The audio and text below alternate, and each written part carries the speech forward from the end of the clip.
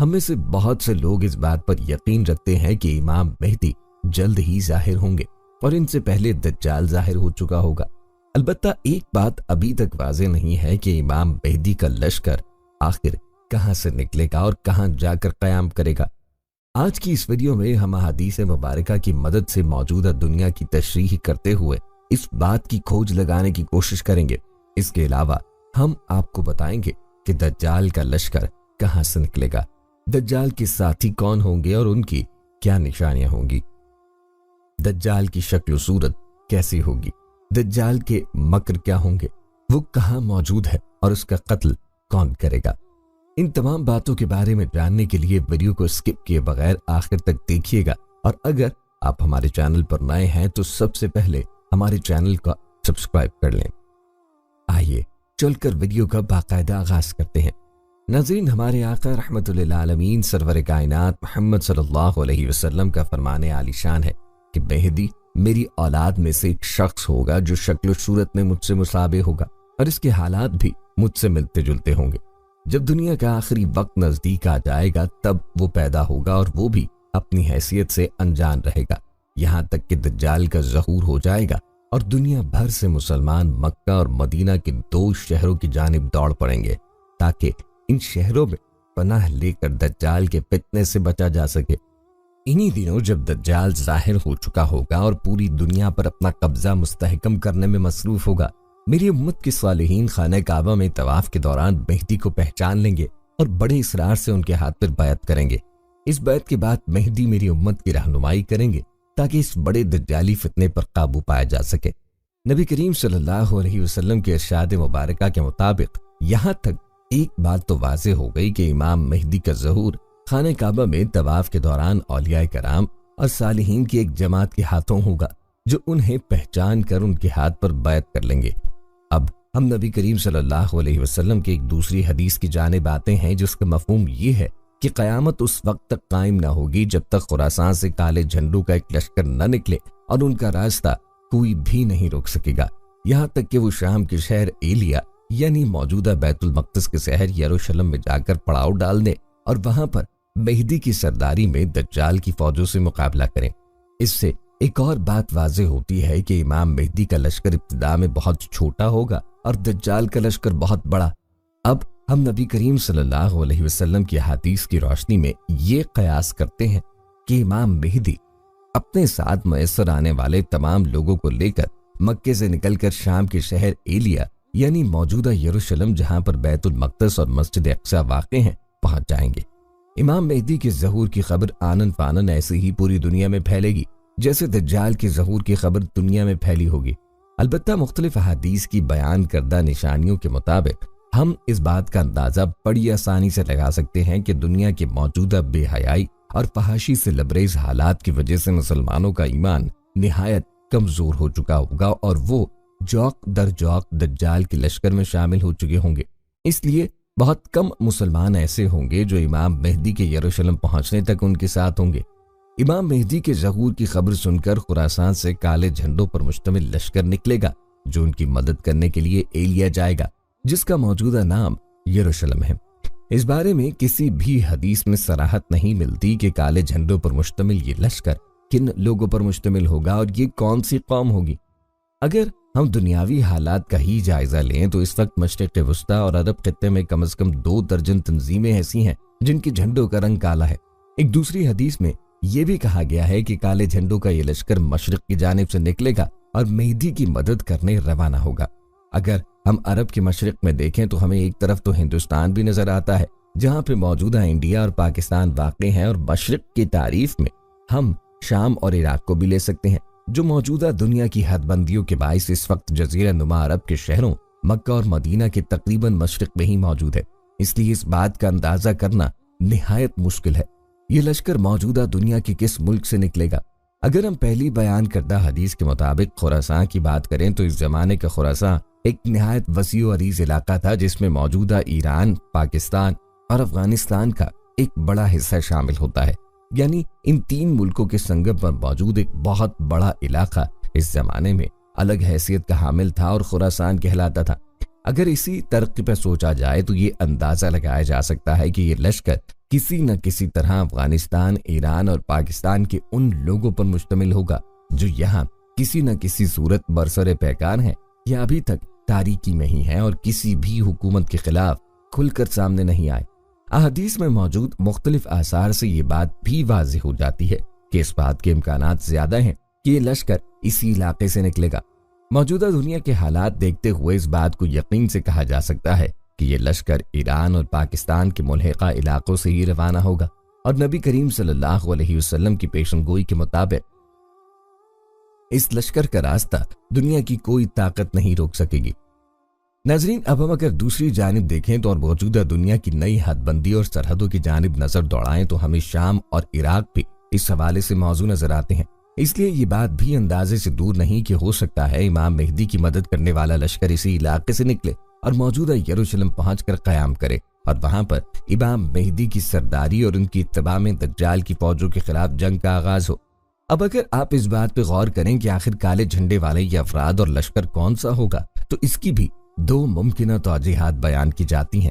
अव्वल तो अगर हम इस बात पर कयास करें कि ये इन्हीं तंजीमों में से कोई लश्कर होगा और ये अरब और मशरिक वस्ता के इलाकों में तागूती ताकतों के खिलाफ सरगर्म है तो फिर इस बात की भी दो मुमकिन सूरतें हो सकती हैं। पहली सूरत तो ये हो सकती है कि ये तमाम तंजीमें जिनके झंडों का रंग स्याह है वो मुत्तफिका तौर पर अपनी अपनी तंजीमों को यकजा करें और एक बड़ी तंजीम बनाकर एक बड़े लश्कर की सूरत में इमाम मेहदी की खिदमत में रवाना हो। इसके अलावा दूसरी मुमकिन सूरत यह भी हो सकती है कि जिस लश्कर के बारे में हदीस में इशारा किया गया है वो लश्कर अभी तक किसी तंजीम की शक्ल में दुनिया में मौजूद ही ना हो और उसके अफराद खुफिया तौर पर एक दूसरे से राब्ते में हो और इमाम मेहदी के ज़हूर के मुंतज़िर हो। अब आने वाले वक्त में क्या होगा और ये लश्कर कौन सा होगा, किन लोगों पर मुश्तमिल होगा और कहां से निकलेगा, ये बातें जाहिर है कि वक्त के साथ ही मजीद वाज़ेह होंगी। नाज़रीन, रसूल पाक सल्लल्लाहु अलैहि वसल्लम ने कुर्ब क़यामत की निशानियां बताते हुए ये इरशाद फरमाया, मशरिक़ की जानिब से ऐसे लोग बरामद होंगे जो इलाकों के इलाके फतह करते हुए मेहदी की मदद यानी उनकी हुकूमत को मुस्तहकम करने के लिए पहुंचेंगे। इमाम ज़हरी कहते हैं कि मुझे ये रिवायत पहुंची है कि काले झंडे खुरासान से निकलेंगे तो जब वो खुरासान की घाटी से उतरेंगे तो इस्लाम की तलब में उतरेंगे और कोई चीज उनके आड़े नहीं आएगी सिवाय अहले अजम के झंडों के जो मगरिब से आएंगे। इस रिवायत से भी ये वाज़ेह होता है कि खुरासान से निकलने वाला लश्कर का अल्लाह की जमीन पर अल्लाह के निजाम के अलावा उनका कोई जाती मफाद न होगा, लिहाजा इब्लीसी कुव्वतें कहाँ बर्दाश्त करेंगी। सो उनके मुकाबले के लिए तमाम काफिर जमा हो जाएंगे। अगर मौजूदा हालात पर नजर डाली जाए तो साफ नजर आ रहा है कि यहूद और नसारा इन तमाम हदीसों को सामने रखकर मंसूबाबंदी कर रहे हैं। इसीलिए अमेरिका और नेटो के ममालिक मिलकर उस लश्कर का रास्ता रोकने के लिए भरपूर तैयारियों में मसरूफ हैं और इसमें वो मुसलमानों के ईमान का सौदा करके उनको भी अपने साथ शरीक करना चाहते हैं। लेकिन हदीस मुबारका से ये भी वाज़ेह होता है कि वो लश्कर हर रुकावट को दूर करते हुए अपनी मंजिल पे पहुंच के दम लेगा। अब मुसलमानों को चाहिए कि वो किस गिरोह के साथ उनकी हमदर्दी और सपोर्ट है, अल्लाह के मुजाहिदीन के खुरासानी लश्कर के साथ या उस लश्कर को रोकने के लिए बीसी कुव्वतों के साथ। इमाम ज़हरी से रिवायत है कि वो फरमाते हैं काले झंडे मशरिक से आएंगे जिनकी क़यादत ऐसे लोगों के हाथ में होगी जो झोल पहनी खुरासानी ऊँटनियों के मानिंद होंगे, बालों वाले होंगे, उनके नस्ब देहाती होंगे और उनके नाम कुन्नियत से मशहूर होंगे। वो दमिश्क शहर फतह करेंगे, 3 घंटे रहमत उनसे दूर रहेगी। इस रिवायत में मशरिक से आने वाले मुजाहिदीन की चंद निशानियां बताई गई। उनके लिबास ढीले ढाले होंगे, बालों वाले होंगे, नस्ब देहाती होंगे, वो अपने नामों के बजाय कुन्नियत से मशहूर होंगे। अहले इल्म हजरात को चाहिए कि वो नूर नबूवत में इन तमाम निशानियों के हामिल अफराद को तलाश करते रहें। मज़कूरा रिवायत में है कि इस लश्कर वालों से 3 साल के लिए रहमत को उठाया जाएगा। ये अल्लाह की तरफ से आजमाइश और इम्तिहान के तौर पे होगा ताकि अल्लाह अपने वादों पे सच्चा यकीन रखने वालों को परख ले। एक और जगह पे प्यारे आका करीम सल्लल्लाहु अलैहि वसल्लम ने फरमाया, जब तुम देखो कि काले झंडे खुरासान की तरफ से आए हैं तो उनमें शामिल हो जाना, क्योंकि उनमें अल्लाह के खलीफा मेहदी होंगे। जब तुम देखो कि खुरासान से स्याह झंडे आ रहे हैं तो उनकी तरफ आना, खाह तुम्हें बर्फ पर से कूल्हों के बल आना पड़े। अल्लाह के रसूल सल्लल्लाहु अलैहि वसल्लम अपनी उम्मत को पहले ही हुक्म फरमा रहे हैं कि इस लश्कर में शामिल हो जाना। आखिरत के बड़े सौदे की खातिर दुनिया के छोटे सौदे को कुर्बान करके कामयाब ताजिर होने का सबूत देना। देखना, माँ की ममता, रफीक हयात के आंसू या फिर जिगर के टुकड़ों के चेहरे कहीं मेरे और मेरे प्यारे जानिसार सहाबा की मोहब्बत के रास्ते में रुकावट बनकर न खड़े हो जाएं। शहरों के उजालों की चकाचौंध कहीं तुम्हें पहाड़ों के अंधेरों में जाने से न रोक दे। गारे और मिट्टी के घर को मिस्मार होने से बचाने के लिए अपने आखिरत की महलों को तबाह न कर लेना। जेल की काल कोठरियों से डरकर दज्जाली कुव्वतों के सामने सर न झुकाना, क्योंकि कब्र से बड़ी और खतरनाक काल कोठरी कोई नहीं। आपने फरमाया कि कुछ भी हो किसी चीज की परवाह न करना, बस उस लश्कर में शामिल हो जाना। हत्ता कि दूसरी हदीस में फरमाया कि अगर बर्फ पर घिसट कर भी आना पड़े तो भी इस लश्कर में जरूर शामिल होना। ये बात भी ज़हन नशी रहे कि अगर बर्फ पर ज्यादा देर चला जाए तो पांव जलने का खतरा होता है, और बर्फ का जला आग के जले से कई गुना ज्यादा अजियतनाक होता है। इसके बावजूद आप सल्लल्लाहु अलैहि वसल्लम ने फरमाया कि ईमान को बचाने के लिए बर्फ पर भी चल के आना पड़े तो जरूर आना। पहली हदीस में जो जिक्र है कि इसमें मेहदी होंगे, तो इससे मुराद है कि ये जमात हजरत मेहदी की ही होगी और अरब पहुंचकर हजरत मेहदी के साथ शामिल हो जाएगी। और इसके मायने ये भी हो सकते हैं कि हजरत मेहदी खुद भी इस जमात में शरीक हो, लेकिन उस वक्त तक लोगों को इनके मेहदी होने का इल्म ना, और बाद में हरम शरीफ पहुंचकर इनका ज़हूर हुआ। वल्लाहु आलम। इस बात का इशारा एक हदीस से और मिलता है कि मशरिक से जाने वाला लश्कर हिजाज मुक़द्दस की इमारत का सवाल करेंगे, मगर इनकार की सूरत में वो जंग करेंगे। फिर वो हजरत मेहदी को इमारत के ओहदे पे फाइज करेंगे। हजरत अब्दुल्ला से रिवायत है, वो कहते हैं कि हम रसूल अल्लाह के पास तशरीफ फरमा थे कि बनी हाशिम के कुछ नौजवान आए, जिनको देखकर आका करीम की आंखें सुर्ख हो गईं और चेहरे का रंग तब्दील हो गया। हजरत अब्दुल्ला कहते हैं कि मैंने कहा, हम आपके चेहरे पे नापसंदीदगी के असरात देख रहे हैं। आप सल्लल्लाहु अलैहि वसल्लम ने फरमाया, अहले बैतुल्लाह के लिए अल्लाह ने दुनिया के मुकाबले में आखिरत को पसंद किया, और यकीनन मेरे अहले बैत को आजमाइशों, जिलावतनी और बेबसी का सामना होगा। यहाँ तक कि मशरिक से कुछ मुजाहिदीन लोग आएंगे जिनके झंडे काले होंगे। चुनाचे वो मुजाहिदीन इमारत हुकूमत का सवाल करेंगे, लेकिन ये बनु हाशिम उनको इमारत न देंगे। सो वो जंग करेंगे और इस पर उनकी गैबी मदद की जाएगी और वो गलबा पालेंगे। तो बनु हाशिम उनको इमारत देंगे, लेकिन वो इसको कबूल नहीं करेंगे, और वो मेरे अहले बैत में से एक शख्स यानी मेहदी को इमारत दे देंगे, जो जमीन को अदलो इंसाफ से इस तरह भर देगा जैसे वो इससे पहले नाइंसाफी से भरी हुई थी। तो तुम में से जो भी उस वक्त मौजूद हो उन मुजाहिदीन के साथ शामिल हो जाए, खाह बर्फ पर घिसट कर आना पड़े। रसूल अल्लाह सल्लल्लाहु अलैहि वसल्लम ने फरमाया, मेरी उम्मत के 2 लश्करों पर अल्लाह ने जहन्नुम की आग हराम करार दी है। एक वो लश्कर जो हिंदुस्तान पे हमला करेगा, और दूसरा जो ईसा इब्ने मरियम अलैहिस्सलाम का साथ देगा। मेरी उम्मत के कुछ लोग हिंदुस्तान से जंग करेंगे, अल्लाह ताला उनको फतह अता फरमाएगा, हत्ता कि वो हिंदुस्तान के बादशाहों को बेड़ियों में जकड़े हुए पाएंगे। अल्लाह उन मुजाहिदीन की मग़फ़िरत फरमाएगा, और जब वो शाम की तरफ पलटेंगे तो ईसा को वहां मौजूद पाएंगे।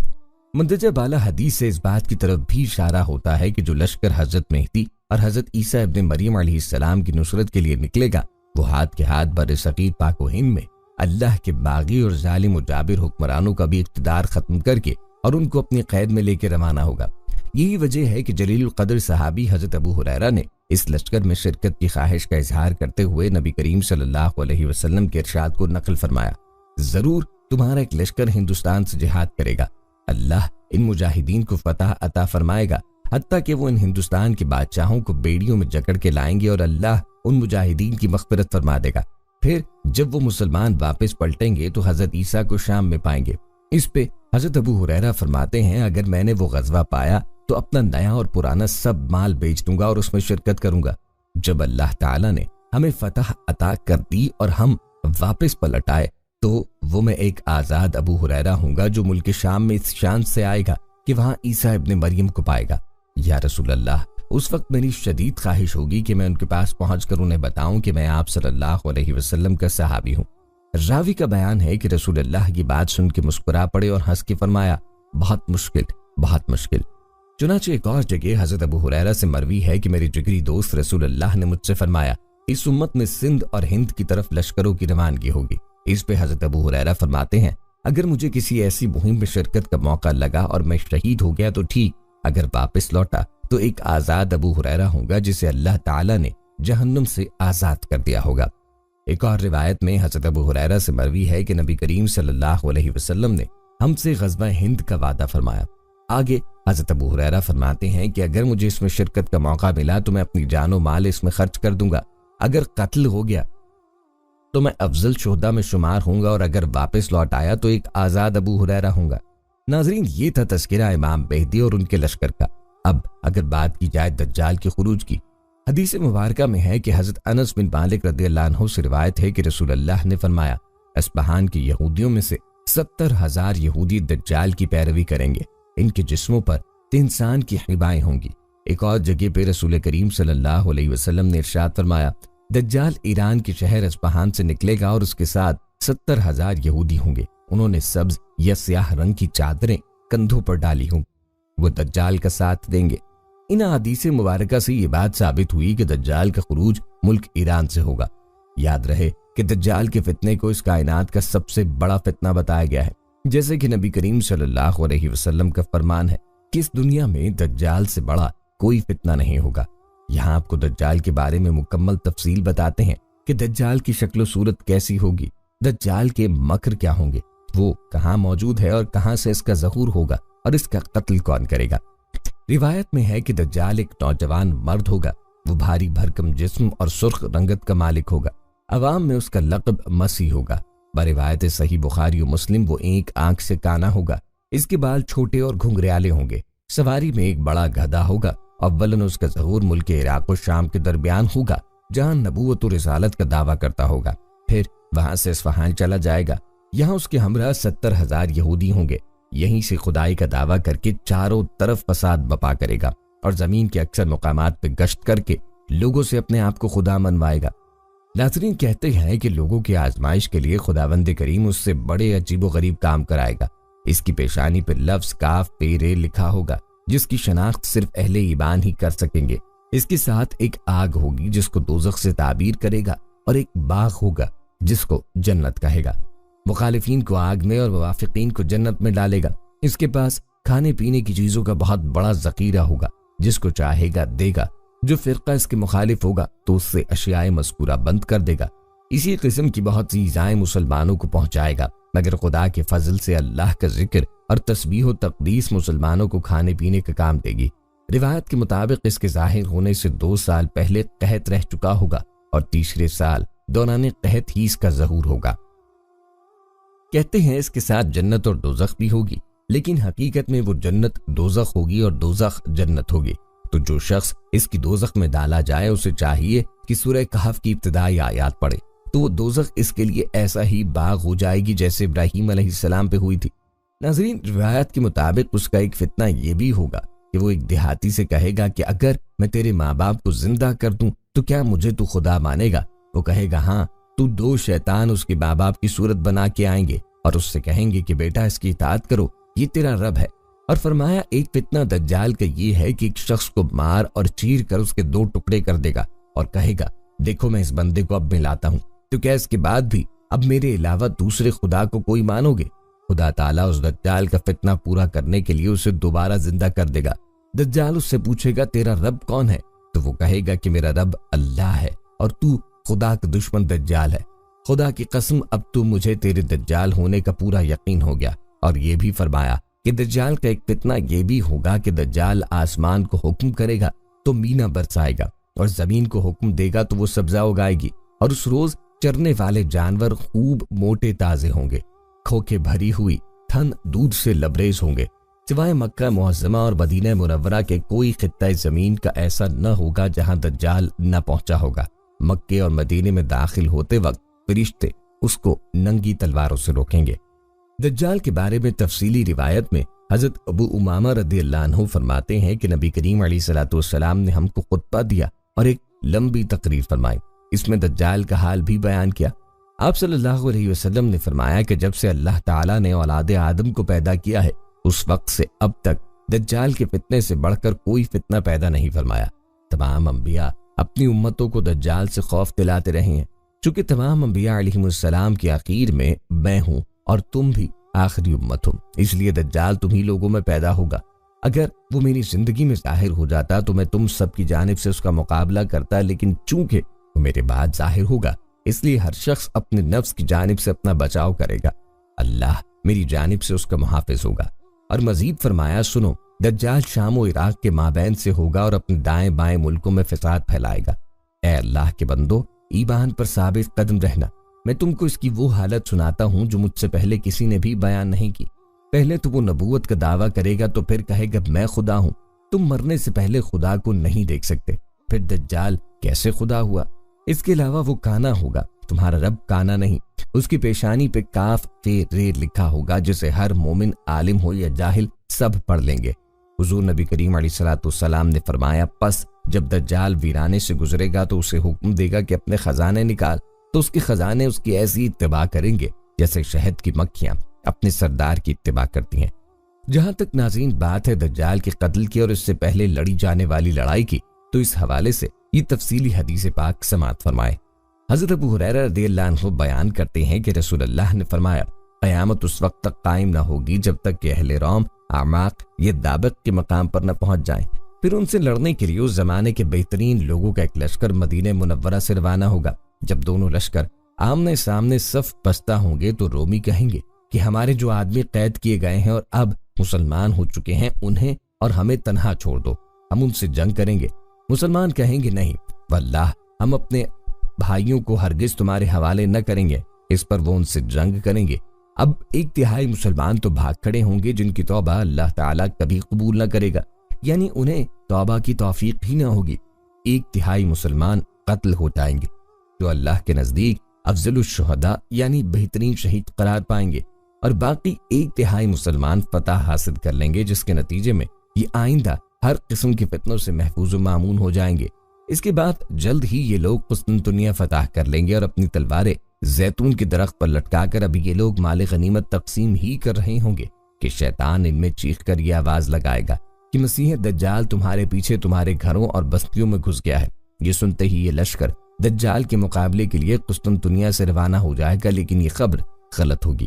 پھر جب یہ لوگ شام پہنچیں گے تو دجال واقعی نکل آئے گا۔ وہاں ابھی مسلمان جنگ کی تیاری اور صفیں درست کرنے ہی میں مشغول ہوں گے کہ نماز فجر کی اقامت ہوگی، اور معاً بعد عیسیٰ ابن مریم علیہ السلام نازل ہوں گے اور مسلمانوں کے امیر کو ان کی امامت کا حکم فرمائیں گے۔ اللہ کا دشمن عیسیٰ علیہ السلام کو دیکھتے ہی اس طرح پگھل جائے گا جیسے نمک پانی میں گھلتا ہے۔ اگر عیسیٰ علیہ السلام اسے چھوڑ بھی دیتے تب بھی وہ گھل گھل کر ہلاک ہو جاتا، لیکن اللہ تعالیٰ اسے حضرت عیسیٰ علیہ السلام کے ہاتھوں قتل کروائے گا اور وہ اپنے نیزے پر اس کا خون لوگوں کو دکھائیں گے۔ دوستوں، دجال کے قتل کے حوالے سے ایک اور حدیث مسلم شریف میں یوں بیان ہے کہ حق تعالی شانہ عیسیٰ علیہ السلام کو بھیجے گا۔ عیسیٰ علیہ السلام دمشق کی جامع مسجد کے سفید مینار کے پاس اتریں گے۔ دمشق کے شہر میں مشرق کی طرف زرد رنگ کے کپڑے پہنے ہوئے، اپنے دونوں ہاتھ 2 فرشتوں کے بازو پر رکھے ہوئے، جب عیسیٰ علیہ السلام اپنا سر جھکائیں گے تو پانی ٹپکے گا، اور جب اپنا سر اٹھائیں گے تو موتی کی طرح بوندیں بہیں گی۔ جس کافر کے پاس عیسیٰ علیہ السلام اتریں گے اس کو ان کے دم کی بھاپ لگے گی، وہ مر جائے گا اور ان کے دم کا اثر وہاں تک پہنچے گا جہاں تک ان کی نظر پہنچے گی۔ پھر عیسیٰ علیہ السلام دجال کو تلاش کریں گے، اس کو باب لطف پہ پائیں گے اور اس کو قتل کریں گے۔ پھر عیسیٰ علیہ السلام ان لوگوں کے پاس آئیں گے جن کو اللہ نے دجال سے بچایا، اور شفقت سے ان کے چہروں کو سہلائیں گے اور ان کو خبر کریں گے ان مقامات کی جو جنت میں ان کے لیے رکھے گئے۔ ناظرین، حضرت مہدی کے دور میں لڑی جانے والی جنگوں میں ایک بات ذہن میں رکھنی چاہیے کہ حضرت مہدی کے وقت جنگ عظیم ہوگی، یعنی حق و باطل کا آخری معرکہ ہوگا جس میں دونوں فریقین میں سے کوئی بھی اس وقت تک پیچھے نہ ہٹے گا جب کہ اس کی قوت ختم نہ ہو جائے۔ لہٰذا یہ جنگ عظیم کئی بڑی جنگوں پہ مشتمل ہوگی، نیز صرف حضرت مہدی کے علاقے تک محدود نہ ہوگی، بلکہ یہ جنگ بیک وقت کئی محاذوں پہ چل رہی ہوگی، جن میں ایک محاذ تو وہ ہوگا جس پہ خود حضرت مہدی کمانڈ کر رہے ہوں گے، دوسرا محض فلسطین ہوگا، اور تیسرا عراق جس کو دریائے فرات والا محاذ کہا گیا۔ اس کے علاوہ ایک اور بڑا محاذ ہندوستان کا ہوگا۔ اس کے علاوہ بھی کئی چھوٹے محاذ ہو سکتے ہیں۔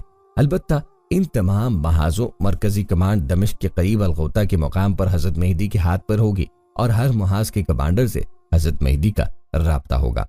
یہاں سوال یہ پیدا ہوتا ہے کہ کیا دجال کی آمد سے قبل ہونے والی جنگوں میں اس خطے میں متحدہ دشمنوں کو مکمل طور پر شکست ہو جائے گی؟ اگر مکمل شکست ہوگی تو اسرائیل قائم رہے گا یا ختم ہو جائے گا؟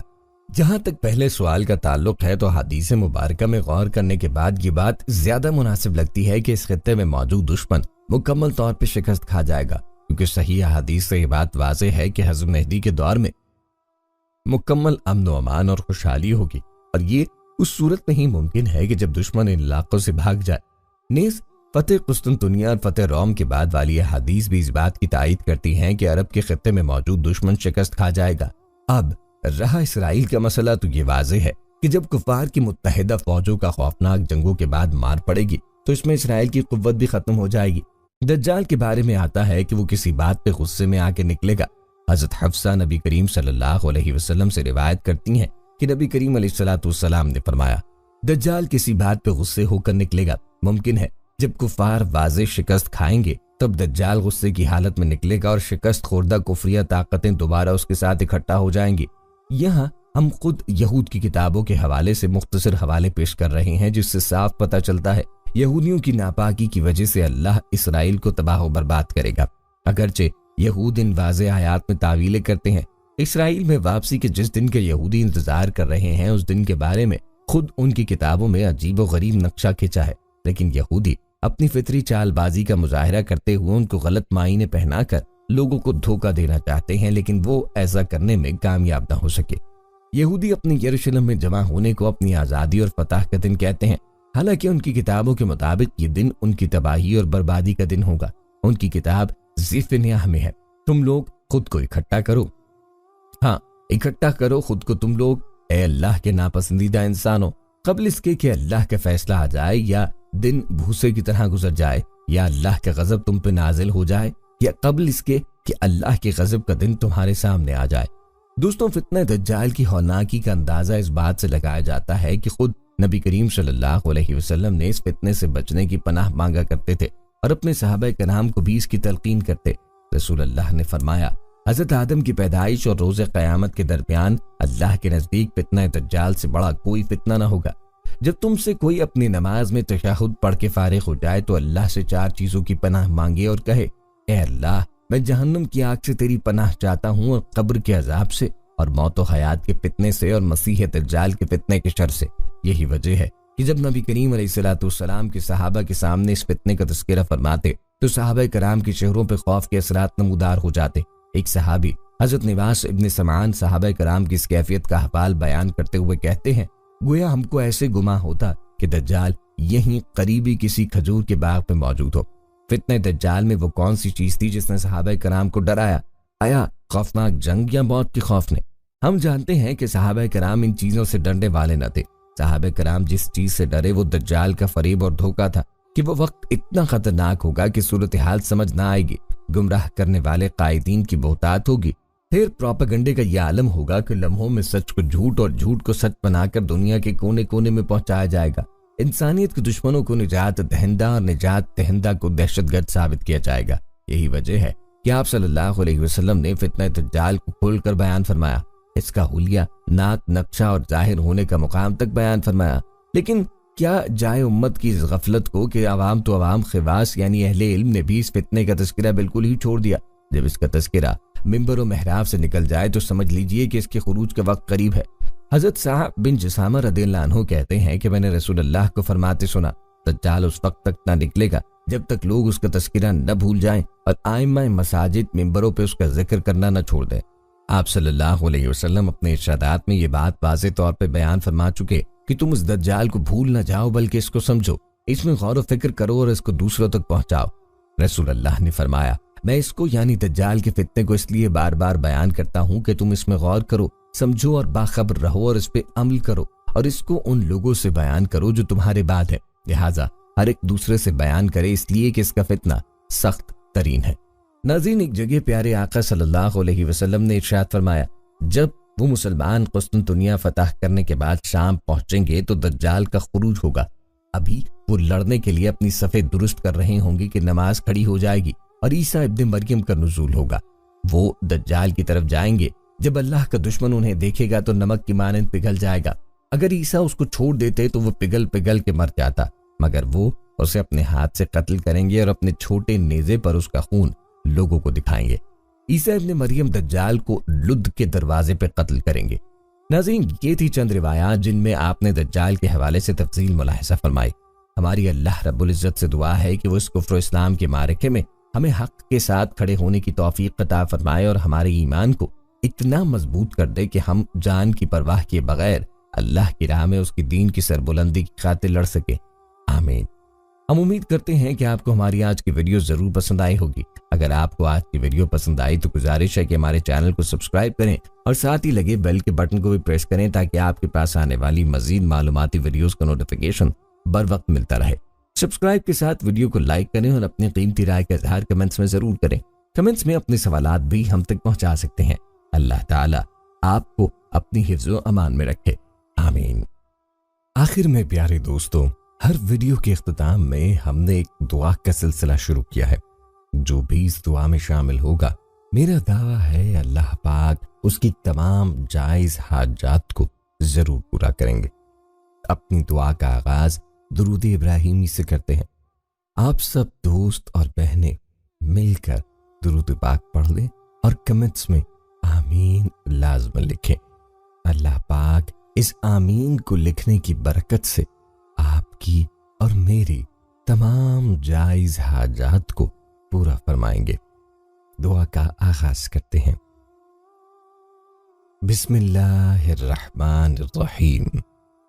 اللہم صلی علی محمد وعلی آل محمد کما صلیت علی ابراہیم وعلی آل ابراہیم انک حمید مجید۔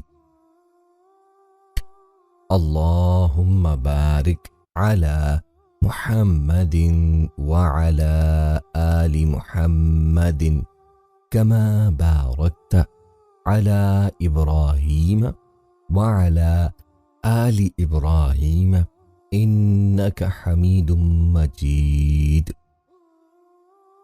تمام حمد و ثنا رب ذوالجلال کے لیے ہے، جس کی رحمت سے نا امیدی نہیں، جس کی نعمتوں سے دامن خالی نہیں، جس کی مغفرت سے مایوسی نہیں، اور جس کی رحمتوں کا فیضان کبھی رکتا نہیں۔ اے اللہ، تو پاک ہے، تیرا شکر ادا کرتے ہیں اس اقرار کے ساتھ کہ تیرے سوا کوئی معبود نہیں، تو سب سے بڑا ہے، تیرا کوئی شریک نہیں اور نہ ہی کوئی ہمسر ہے۔ زمین و آسمان پر جتنی بھی مخلوقات ہیں تو سب کا مالک ہے اور سب کو تو ہی پالنے والا ہے۔ اے اللہ پاک، بلا شبہ تو ہم سے محبت کرتا ہے، یہی وجہ ہے کہ تو نے ہمیں ایمان کی دولت سے نوازا اور ہمیں اپنے محبوب صلی اللہ علیہ وسلم کا امتی بنایا۔ یا اللہ، اپنے پیارے حبیب پاک صلی اللہ علیہ وسلم کے صدقے ہماری زندگیوں کو پرسکون اور آسان بنا دے۔ یا الہی، ہم سب کے گناہ معاف کر دے، ہم سب کو عابد اور سحر خیز بنا دے، ہم پر راز شوق آشکار کر دے، ہمیں غلامی مصطفیٰ سے سرفراز کر دے، ہماری دلوں کی ویران بستی کو اپنی رحمت سے آباد کر دے، اور ہمیں اس راستے پر ہمیشہ قائم رکھ جو نبی پاک صلی اللہ علیہ وسلم نے بتلایا ہے۔ یا اللہ پاک، ہم سب کو سچے دل سے توبہ کرنے کی توفیق عطا فرما دے۔ اے رب رحیم، ہم گناہوں کی دلدل میں ڈوب گئے ہیں، ہم بدکاریوں کی مستیوں میں گرے پڑے ہیں، ہم مایوسیوں کے اندھیروں میں بھٹک رہے ہیں، رحمت الہی سے خود ہی روٹ گئے ہیں۔ اے اللہ، ہم ندامت کے آنسوؤں سے ناآشنا ہیں، ہم ایک سچی توبہ کے طلبگار ہیں۔ اے اللہ پاک، اپنی رحمت سے ہمیں وہ سچی توبہ عطا فرما دیجیے۔ اے پاک پروردگار، ہمیں، ہمارے والدین کو، ہمارے اہل و عیال کو، ہمارے آباء و اجداد اور ہماری آنے والی نسلوں کو اپنی عافیت عطا فرما۔ ہم سب کو بے حساب رزق عطا فرما، ہم سب کو حاسدوں کے حسد سے بچا۔ دونوں جہانوں کے مالک، جب ہم تھک جائیں تو ہمیں آرام پہنچانا، جب مشکلیں بڑھ جائیں تو آسانی بن جانا، جب ہم کمزور پڑ جائیں تو ہماری طاقت بن جانا، جب ہم دکھ اور تکلیف میں ہوں تو ہمارا مرہم بن جانا، جب ہم مایوس ہو جائیں تو ہمارا بھروسہ اور یقین بن جانا، جب ہم بھوک سے نڈال ہوں تو تیری یاد ہی ہماری غذا بنے، جب ہر طرف بے چینیاں بھر جائیں تو اے پاک پروردگار ہمارا سکون بن جانا، جب ہمارے اندر مایوسی کا اندھیرا بھرنے لگے تو امید کی روشنی بن جانا، جب ہر چیز ہمارے لیے ناممکن ہو جائے تو ہر چیز کو اپنے خاص فضل اور کرم سے ممکن بنا دینا۔ اے ارض و سما کے مالک، تو غفور ہے، تو رحیم ہے، ہم سب کی توبہ قبول کرنا، ہمارے گناہوں صغیرہ و کبیرہ کو دھو دے، ہمارے دلوں کو ہدایت دے، ہماری زبان کو درستگی اور نرمی عطا فرما، ہم سب کو گناہوں سے بچا اور ہمیں نیک اعمال کرنے کی توفیق عطا فرما۔ اے اللہ، جس طرح تو بارش برسا کر سوکھی زمین کی پیاس بجھاتا ہے، اسی طرح اپنی رحمت سے ہمارے دلوں کو بھی سیراب کر دے۔ بے شک تو بڑا مہربان اور نہایت رحم کرنے والا ہے۔ اے پاک پروردگار، ہم سب کو ہر اس نعمت سے سرفراز فرما جس میں ہمارے لیے خیر و برکت ہو، عزت و وقار ہو، راحت و سکون ہو، صحت اور تندرستی ہو، ترقی و خوشحالی ہو اور دنیا و آخرت کی بھلائی ہو۔ اے اللہ، ہماری زندگیوں کو محبت کا عنوان بنا دے کہ ہم سب سے زیادہ تجھ سے محبت کریں، تجھ کو فوقیت دے، تیری عبادت کریں، تیرا حکم مانیں، تیرے بتائے ہوئے راستے پہ چلتے رہیں، یہاں تک کہ ہماری زندگی تمام ہو جائے اور تو ہمیں اپنے نور سے ڈھانپ لے، وہ نور جو ہمارے سینے کو منور کر دے، وہ نور جو قبر کو روشن کر دے، وہ نور جو پل صراط پہ روشنی بن جائے۔ اے ہمارے رب، ہم کو بھی ان خوش نصیبوں میں شامل فرما جن کی توبہ تو قبول کرتا ہے، جن کے گناہوں کو تو اپنے فضل و کرم اور رحمت سے نیکیوں میں تبدیل کرتا ہے۔ یا اللہ، ہمارے پاس کوئی عمل نہیں ہے، صرف تیری رحمت کا آسرا ہے۔ یا پروردگار، ہمیں اپنی رحمت پہ ڈھانپ لے۔ اے بلندیوں کے بادشاہ، اے رب کائنات، ہمارے دل اور ہمارے قدم اپنی رضا کی طرف پھیر دے۔ یا اللہ، ہمیں وہ عقل دے جو تسلیم و رضا میں جائے، ہمیں وہ دوست دے جو منزل تک ہمارا ساتھ دے، ہمیں وہ نسبتیں عطا کر جو تجھے منظور ہیں۔ یا اللہ پاک، اپنے محبوب کی ہمارے دلوں میں محبت عطا فرما۔ یا الہی، اس دور میں اور آنے والے دور میں ہم سب پہ مہربانی فرما۔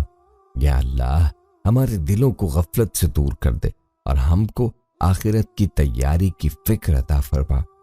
اس دنیا میں اور اس زندگی میں اپنے نبی پاک صلی اللہ علیہ وسلم کا تابعدار اور مطیع ہم کو بنا دے تاکہ قیامت میں ذلت اور رسوائی نہ ہو۔ یا اللہ، اپنے مومن اور مخلص بندوں کے ساتھ ہمارا حشر فرمائیے اور دوزخ کے عذاب سے ہم سب کو اپنی پناہ میں رکھنا۔ اے پاک پروردگار، ہم کو اعمال صالحہ کی توفیق عطا فرما اور اپنی رحمت سے ہم سے وہ کام لے جس سے تو راضی ہو اور ان سب کاموں سے بچا لے جن سے تو ناراض ہو۔ یا اللہ، شیطان کی گمراہیوں سے ہم سب کو کامل طور پر محفوظ رکھ۔ اے رب کریم، ہمارے ہاتھ تیرے سامنے پھیلے ہیں، ان کو اپنی شان کے مطابق خیر و برکت اور دنیا و آخرت کی ہر طرح کی بھلائی اور کامیابی سے بھر دے۔ اے اللہ، ہمیں ہر وہ چیز عطا فرما جس کی ہمیں ضرورت ہے۔ اللہ پاک، ہمیں اپنے سوا کسی کا محتاج نہ فرمانا۔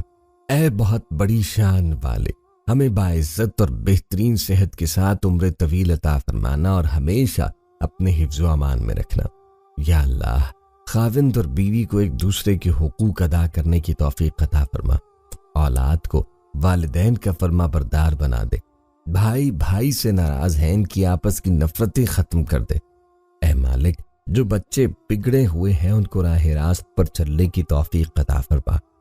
اے اللہ، ہم نے جن کے حقوق دینے ہیں یا ہم نے جن کی غیبت یا چغلی کی ہے انہیں اپنی بارگاہ میں سے اتنا دے اور ایسی جزا و ثواب سے نواز دے کہ روز قیامت انہیں ہم سے بدلہ لینے کی طرف توجہ ہی نہ ہو۔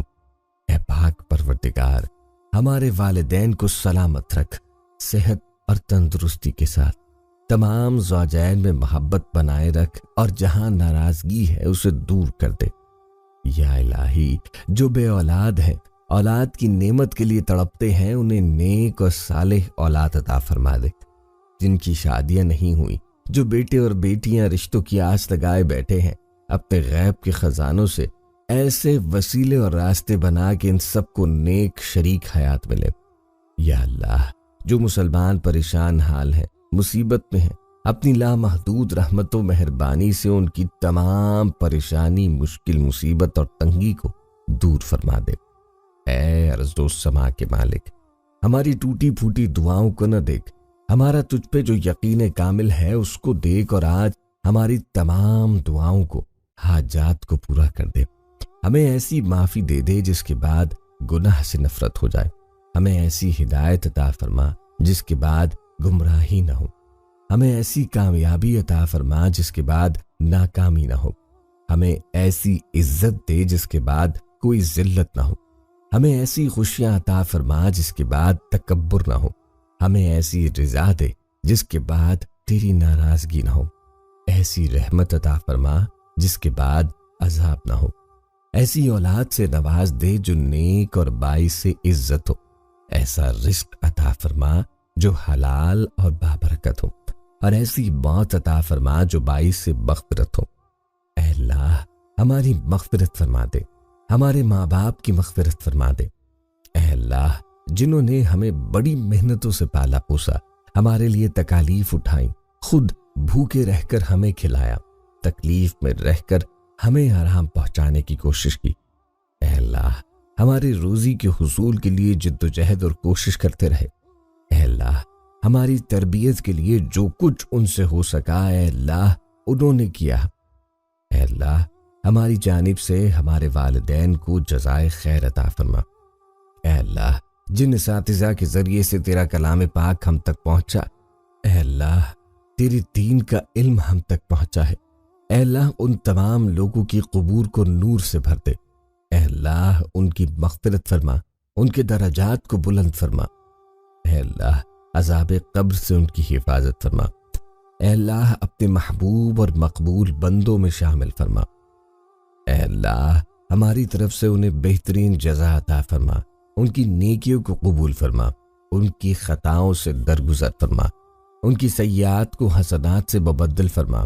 اے اللہ تجھے تیرے نبی کا واسطہ جنہوں نے ہمارے لیے بڑی قربانیاں دی، ہمارے لیے بہت تڑپے، ہمارے لیے تجھ سے بہت کچھ مانگا، اے اللہ قیامت تک آنے والی انسانیت کو قرآن کی دولت عطا کر علم کی دولت سے سرفراز فرمایا، ساری انسانیت کی صحیح رہبری کے لیے ساری زندگی کے اصول اور نظام کو ترتیب دیا۔ اے اللہ اپنے محبوب کی قربانیوں کو قبول فرما، اور اپنی امت کی طرف سے اے اللہ اپنے بندوں کی طرف سے اپنے نبی کو بہترین جزائے خیر عطا فرما۔ آمین یا رب العالمین۔